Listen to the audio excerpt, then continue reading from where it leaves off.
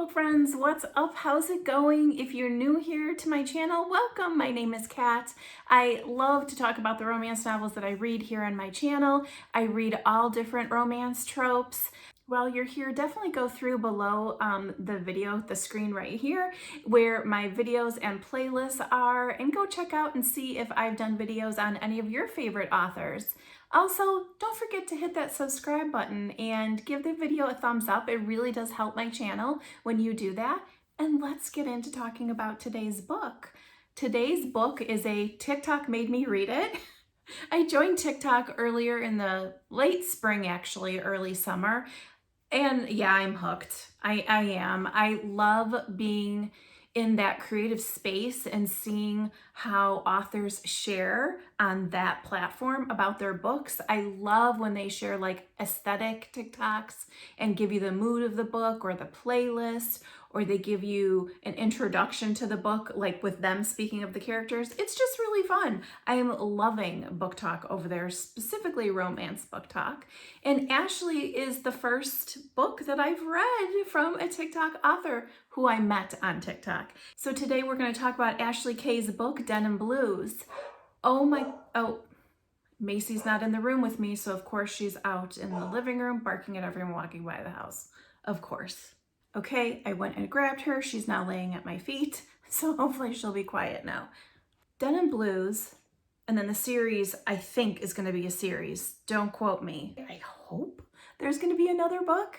So it's Denim Blues, Montana Heirs. And the heirs are Preston and Grayson, who are twins, and they're about 30 years old. Now, they are originally from NYC, and that's where Preston lives with his mom and dad, and that's where the business is.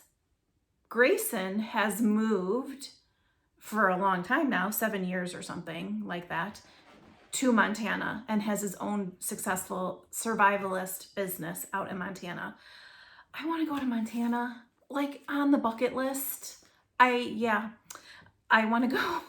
I also am slightly obsessed with Yellowstone, the TV show. So yeah, I want to go to Montana. So I love that that was the backdrop for this book. The book starts in kind of a heavy place. Preston and Grayson's dad has just passed, and they're at the gravesite at the funeral. And you feel the tension immediately. It's Preston who is talking. You don't actually know they're twins to start with. You know they're brothers, and then we get that they're twins a little bit later. I don't think that's a huge spoiler. I hope not. I'm sorry if it is. You know I never like to do that. Then there is the reading of their dad's will. You know that they don't get along. You can feel the tension. You can feel the sadness that Preston is talking about and feeling. And then he's got to go to the reading of his dad's will, and his dad is like, well, guess what? I know you two are fighting. I know you two aren't in each other's lives, estranged. You need to fix it. And I'm going to hold you accountable by holding on to the money that's supposed to be yours for a year. Preston has to go live with Grayson in Montana at Grayson's business and help him with the business for a year, in hopes that they can work out their differences. Oh my God, like I would be so pissed. And they're a very successful family. They have a bunch of money. And so even though Preston worked for his dad in his business and has a bunch of money, the rest of it's all tied up in this now scenario that their dad has told them they have to do. Okay, immediately I was like, interesting, what is this? It was a little hard for me, and I know this is typical twins thing, but it was hard for me in the book, in the beginning, to differentiate between who was Preston and who was Grayson. I knew their voice. The book is primarily Preston's point of view. But in getting to know them and in the beginning of the story, I kept getting confused because for some reason in my head, Grayson's name went with how Preston was as a character. It didn't really. Just in the beginning, that was a little hard for me, and I had to laugh at myself because I was like, what is your problem? Like get with it, you know? Right away in the book, I loved how Ashley wrote. There were things that she said, her word choice, the flow, the emotions that she was giving us, how I could automatically kind of flip that switch in my head about how I can see the book playing out, kind of like a movie in my head. There are authors where that happens more stronger than others. Ashley, I could see it all. And I love that because she's a new author to me, so it was a really nice surprise. I liked her word choice on things, and I want to share a couple of those with you. Before I do that, I should probably introduce to you the other main character in the book, which is Savannah, or Savvy, as she is often called. So cute. Preston calls her Montana a couple times. I loved his little nicknames for her. So I wasn't really sure, is this book going to be Savannah and Preston, Savannah and Grayson, Savannah with Preston and Grayson? I wasn't sure. Like I mentioned, the book starts with they're at their dad's funeral, and Savvy's there because Savvy is a really good friend of Grayson's and she works for him.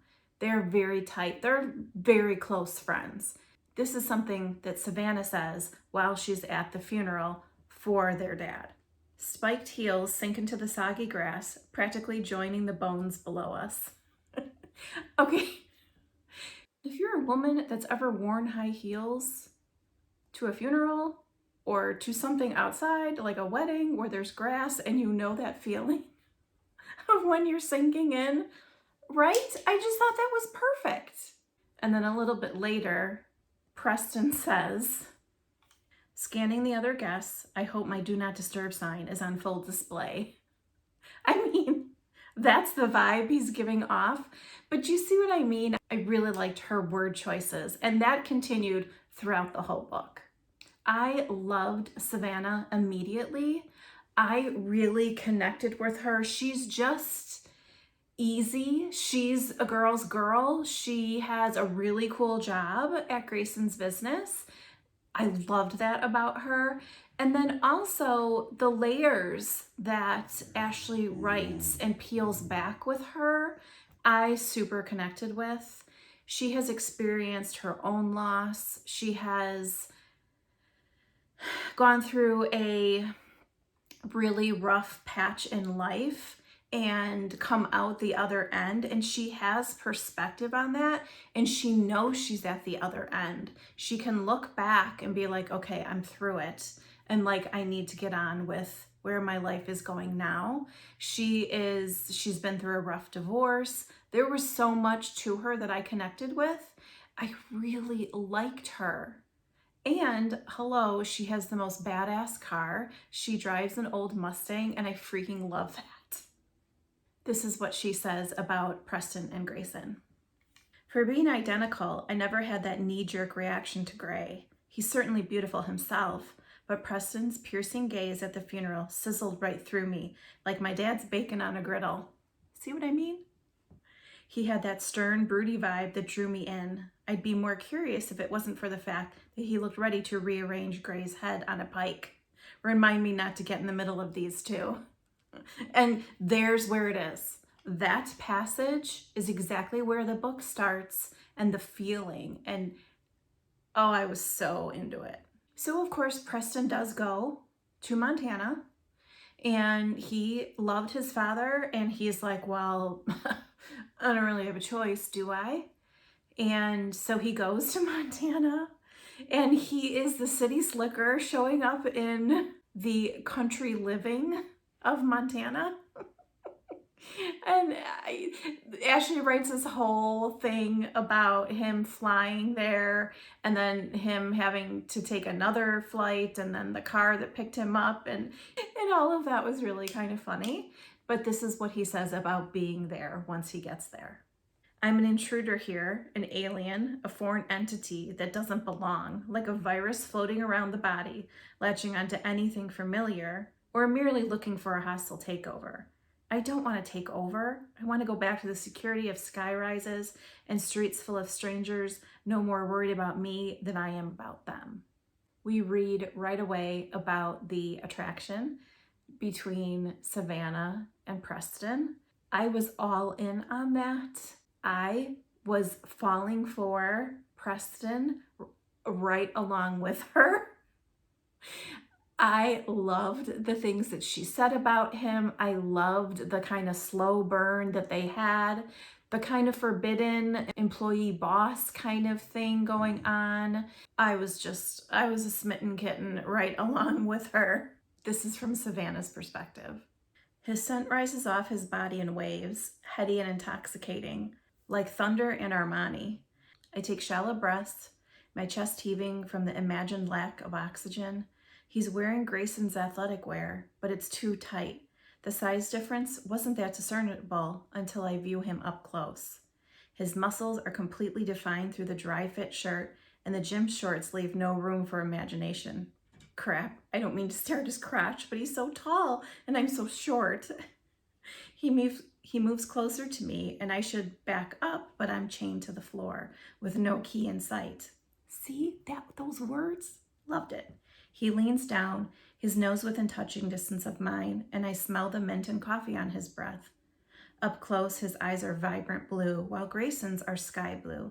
Preston's eyes remind me of stone-washed denim jeans, encased in a ring of cobalt seas, stormy, dangerous, and wounded. There's a primal urge to crawl into them and experience the raging hurricane. His lips are plump and pink, curving up slightly, hinting at a smile and giving me a glimpse of his sexy dimple. I wish he'd press those lips against me. What is wrong with me? I never think those things like that about a man, especially this man. He's too volatile. I like easy. That sounds just as bad. I'm so screwed. I mean, is perfection. Girl, I was right there with her. Savannah, I hear you. Their chemistry is amazing. Preston's a little dirty talker. Savvy is confident in how she feels and the feelings and the pull she has and the attraction they have to each other. They just, when they are together, it sizzles. And she says this a little bit later. My biggest worry is the feelings I'm catching for a 6'3" city boy with a penchant towards expensive suits and family drama. Which is so true. This is a great story about family drama. It's very believable. It felt very organic.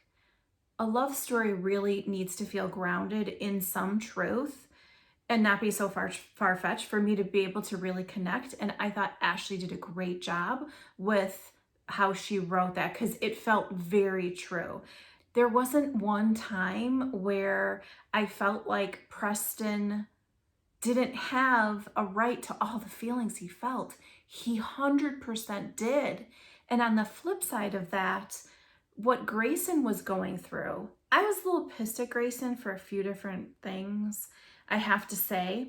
And that's where I hope that maybe we're going to get a book from his perspective, because I feel like he has a lot to say.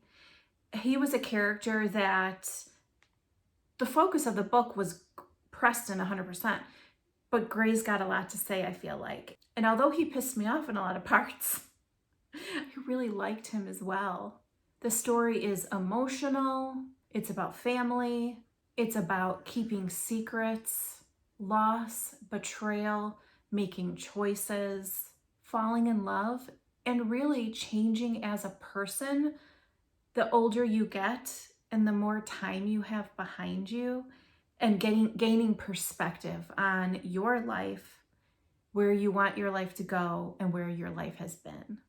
All the good stuff. One of my favorite moments was when Preston took Savannah on a date. Oh my gosh. And I'm like getting filled up about it. It was so sweet and sexy. And like just the way it was going in my head, I loved every single second of it. It's kind of long, but I think it'll give you a real feel for them as characters and how they were with each other. Giddy, I check myself out in the mirror. Preston, in charge of planning our date tonight, only told me to dress comfy and for the outdoors. I'm wearing a pair of leggings under a long, flowy button-down shirt with some kitten heel boots. I'll take my hiking boots in case we take a walk, but I wanted to be cute. I fluff out my tawny hair, the golden highlights shimmering from days spent in the sun, and it hangs down my back in soft waves. I offset it with a small flower bobby pin. I'm used to wearing mostly athletic wear, but tonight I feel pretty. The sound of the knock at the door spikes my adrenaline, and I take a deep breath. Tonight does not differ from any other night, but I'm nervous. Come in, I yell as I finish my makeup. Splash of blush across my cheeks, a swipe of mascara on my eyelashes, and a spritz of perfume. Footfalls echo across my floor, and I smell his crisp, citrusy scent before I see him. God, he smells so freaking good. I'm tempted to forego the date and tug him into my bed instead. Eyeing him from my mirror, he's leaning against my doorframe, arms crossed, with one ankle over the other. Ugh, can't you see that? He's wearing my favorite, flannel over a t-shirt that stretches tight across his chest, sleeves rolled up, of course, and dark denim jeans. He can pull off the attire of any city, any day. In reality, he can pull off all of his clothing and I'd never complain. His thumb brushes back and forth across his bottom lip, and his bright blue eyes squint with laughter and a flash of irritation. You really need to keep your door locked, especially when you look like this. Pushing off the frame, he comes over, wrapping his arms around my shoulders, kissing my neck, causing shivers to run up my spine. Staring at me through the mirror, he whispers into my collarbone, "We better leave now, or I'm seconds away from folding you over this chair and effing you from behind while you watch yourself." You know what I mean? Eyes wide, I swallow audibly. Dirty talking Preston is seriously hot. I immediately remember one night last week when he fulfilled a fantasy of mine, office sex. We snuck into the building after hours, and he bent me right over that burgundy couch, forcing me to watch myself in the windows, the reflection from the moon, the perfect amount of light to witness our writhing bodies. I place my cool palms on my face to dial back the recent memory as he smirks. He straightens and pulls me up along with him, dragging me into his chest. We're one breath away from our lips connecting when he sidesteps, leaving me hanging. Bastard.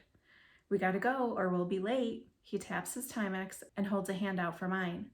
Stubbing him as he did me, I walk around him, only to have him slap my ass and chuckle when I screech and rub my sore cheeks. Oh, don't you just love that? I loved it. Highly, highly, highly recommend this book. Let me know if you have read Denim Blues. I would love to hear what your favorite parts were. And if you're on TikTok, let me know if you have found new authors that you follow that you're enjoying. I'm actually working on a TikTok made me follow or TikTok made me buy or TikTok made me read video coming up for my channel. Thanks for hanging out with me today, guys. I'll see you soon. Bye.